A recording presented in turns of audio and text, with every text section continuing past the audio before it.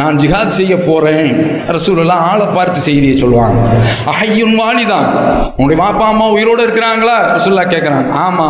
ஃபஃபீஹிமா ஜாஹித், இந்த 2 பேர்களுக்காக உன்னுடைய உயிரை அர்ப்பணி. என்ன வார்த்தை? ஜிஹாதுங்கிற வார்த்தையை சொல்றாங்க. அந்த வயசான கட்டத்தில் ஜிஹாத் தான். ஒரு பக்கம் இந்த பக்கம் மனைவி, இன்னொரு பக்கம் நிலையை சொல்ல முடியாது, படுக்கையிலேயே அவர்கள் மலம் கழித்து விடுவார்கள், சிறுநீர் கழித்து விடுவார்கள். இதை நீங்கள் புரிந்து கொண்டு அந்த துஆவையும் செய்வதோடு ரப்பி ரஹ்முமா கமா ரப்பயானி ஸகீரா ஒவ்வொரு வக்திலையும் கேளுங்க. அவன் 40 நாள் ஹத்தத்தோடு சத்தமில்லாமல் ஆகிவிடுவான், சுத்தமாக தொலைந்து போய்விடுவான். நமக்கு அப்படி கிடையாது.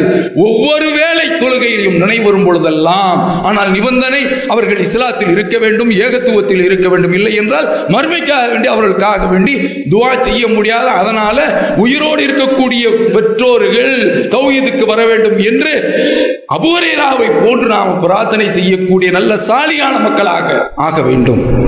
இந்த ஒரு பண்பை பெறக்கூடியவர்களாக நாம் ஆகி இதில் நாம் தேர்ச்சி பெற வேண்டும்.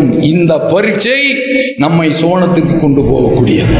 இதை நாம் கவனத்தில் வைத்து நம்முடைய வாழ்க்கையில் நாம் செயல்படுவோமாக. வாஹிரு தாவானா